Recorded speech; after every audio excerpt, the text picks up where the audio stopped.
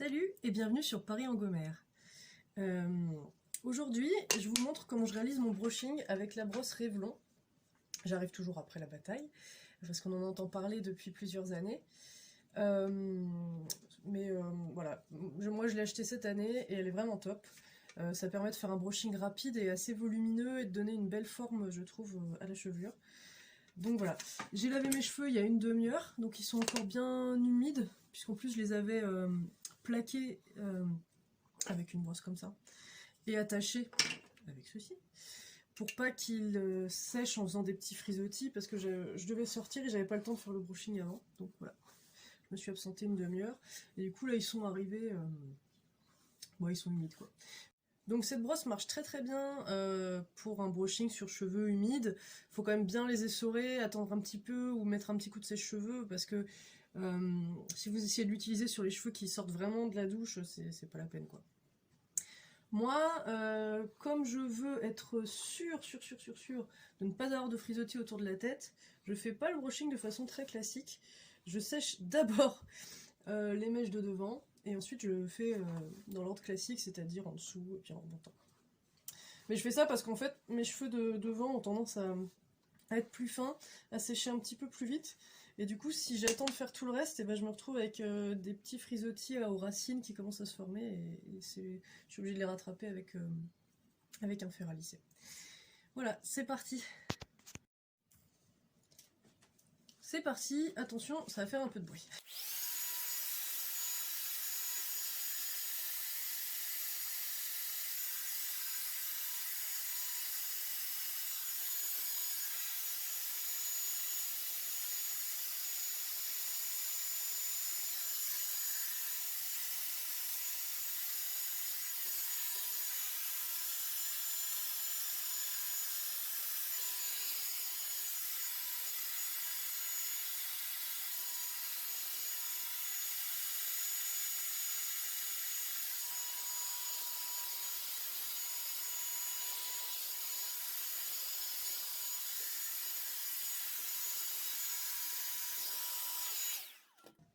Voilà, je m'applique plus sur la partie avant parce que ce sont ces tout petits cheveux là qui sont en train de repousser parce que j'ai eu une perte de cheveux l'année dernière, mais donc ça repousse bien, mais pour l'instant ils sont encore fins et courts quoi.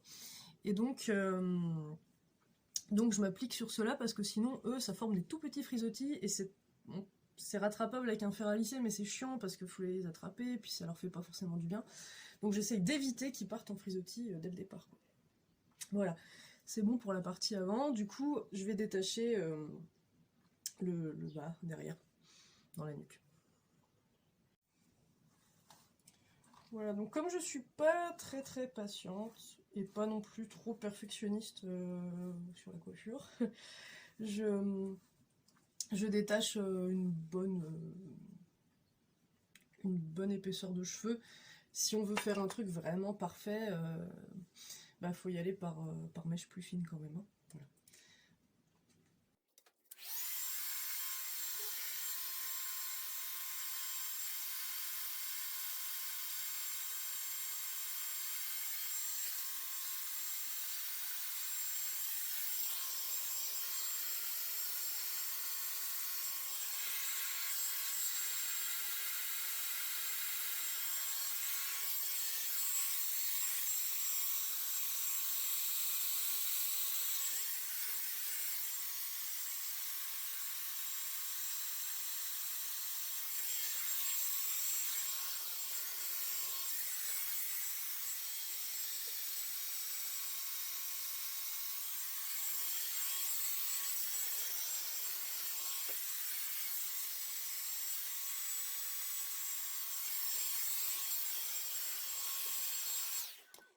Voilà, donc c'est bon pour l'arrière.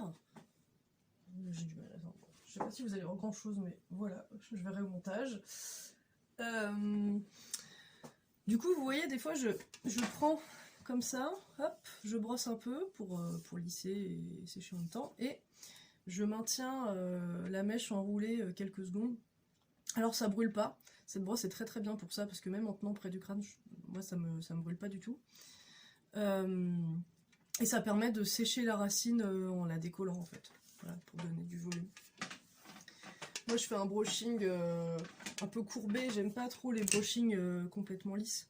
Enfin, si je veux vraiment lisse, de toute façon je vais le faire à lisser, mais avec ça, moi cette brosse, je m'en sers vraiment pour faire des brushings un petit peu volumineux avec un mouvement, voilà, un truc un peu façon années 90 quoi. Et ben on continue, comme vous pouvez le voir, je détache des mèches pas forcément de façon très organisée, je prends un petit peu sur les côtés, de bas en haut en gros quoi. Mais c'est pas très minutieux et bon voilà. Et donc je brosse un petit peu quand même des fois pour pas casser mes cheveux non plus. Il faut faire ça sur cheveux quand même démêlés.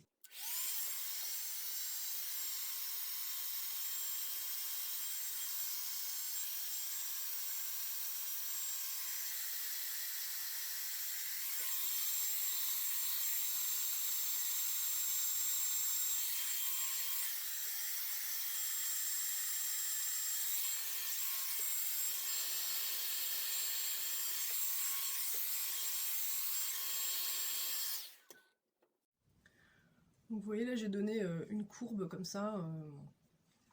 C'est vrai qu'avec ma coupe dégradée ça fait de toute façon un brushing un petit peu façon, je sais pas, façon Notre Belle Famille ou Jennifer Aniston dans Friends, mais bon en vrai moi c'est ce que je préfère.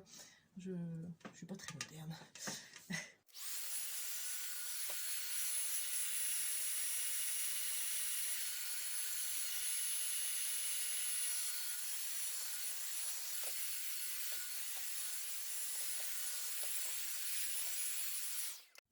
Au cas où vous vous poseriez la question, parce que c'est vrai qu'elle est grosse cette brosse quand même, et la tenir à bout de bras comme ça en l'air, bah, moi quand je l'ai acheté je me suis dit ça va être super lourd, ça va me faire mal au bras. En fait ça va. Après je pense que pour une personne âgée, quelqu'un qui a un petit peu des douleurs aux épaules, qui a un manque de mobilité à ce niveau-là, ça peut être compliqué quoi. Je sais plus exactement combien elle pèse, faudrait que je regarde sur internet, mais en tout cas, elle n'est pas plus lourde, je trouve, qu'un sèche-cheveux ou que la brosse que j'utilisais avant. Je vous montrerai ça tout à l'heure.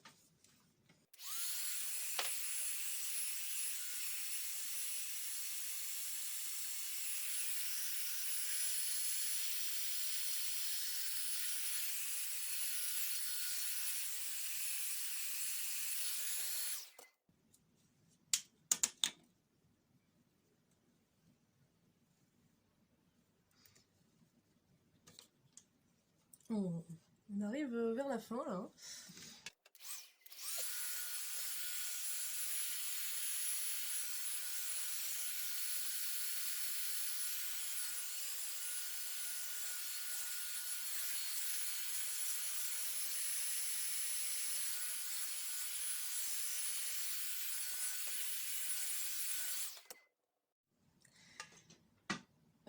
Au cas où vous poseriez la question, en tenant cette partie, je ne me brûle pas.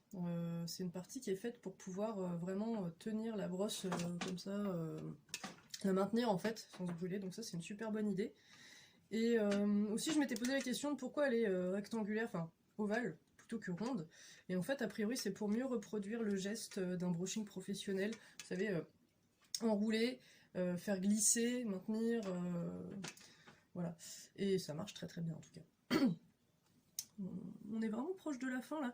C'est vrai que je prends le temps de vous parler, mais quand je le fais toute seule, je mets moins de 10 minutes. Là au total ça aura mis peut-être un quart d'heure, voilà. Allez c'est parti.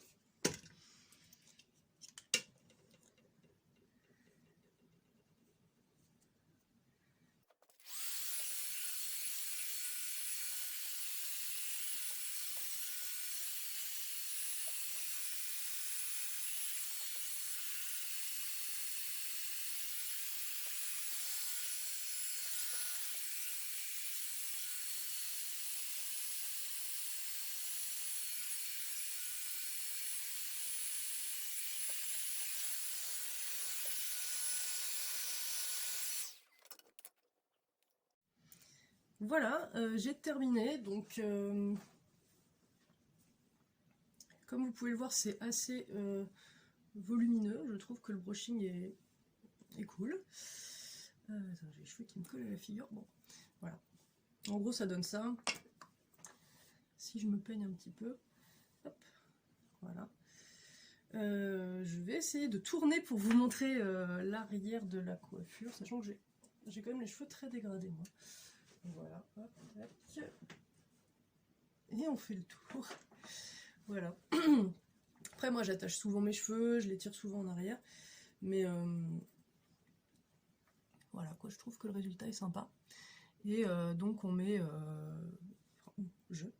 je mets 10 minutes quand je suis toute seule et que je parle pas. Là, j'ai dû mettre un quart d'heure. Voilà. Donc cette brosse est super. Vraiment, en plus, je l'ai payée, je crois, 39 €, quelque chose sur Amazon.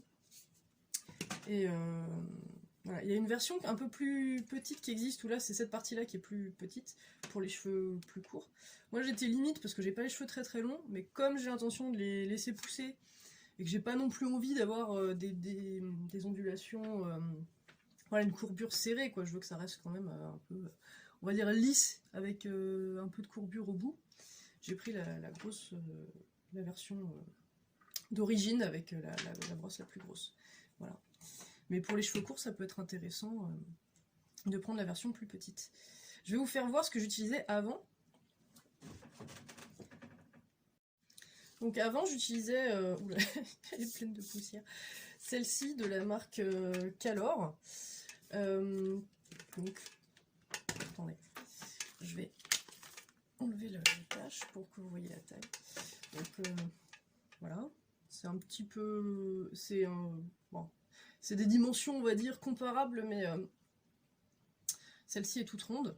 Et surtout, celle-ci tourne automatiquement. Donc en fait, quand j'ai pris ça, je me suis dit, est-ce que ça... C'est moins bien peut-être, parce que ça tourne pas tout seul et je suis obligée de faire le mouvement. Mais en fait, avec la rotation automatique, je trouve que ça casse beaucoup plus de cheveux. Donc au final, j'aime beaucoup mieux le résultat avec celle-ci. La forme est mieux, donc je pense que c'est grâce à la forme de la brosse qui a été vraiment conçue pour ça. Ça marche beaucoup mieux qu'une brosse toute ronde. Et puis voilà, je pense que la soufflerie est un peu plus puissante, donc ça sèche plus vite. Et il y a moins de casse. Alors que celle-ci, il y avait quand même... Mais bon, ça date peut-être d'il y a, je sais pas, 8 ans, donc c'est peut-être normal que ce soit moins bien. Voilà. Et encore avant, j'avais celle de Babyliss que ma mère m'avait offerte et qu'elle utilise aussi, je crois qu'elle utilise toujours. Qui est à peu près pareil. Souvent sur ces trucs-là, il y a on peut avoir des embouts différents, plus petits, plus gros. Je crois que j'avais le plus petit quand j'ai les cheveux courts. Donc c'est pas mal, hein, mais franchement, depuis que j'ai ça, j'utilise que ça. Voilà. Merci d'avoir regardé cette vidéo, j'espère qu'elle vous a plu. Si vous avez des questions, n'hésitez pas. Et sinon, surtout, pensez à commenter, liker, partager et bien sûr vous abonner. Je vous dis à très bientôt sur Paris en Gomère.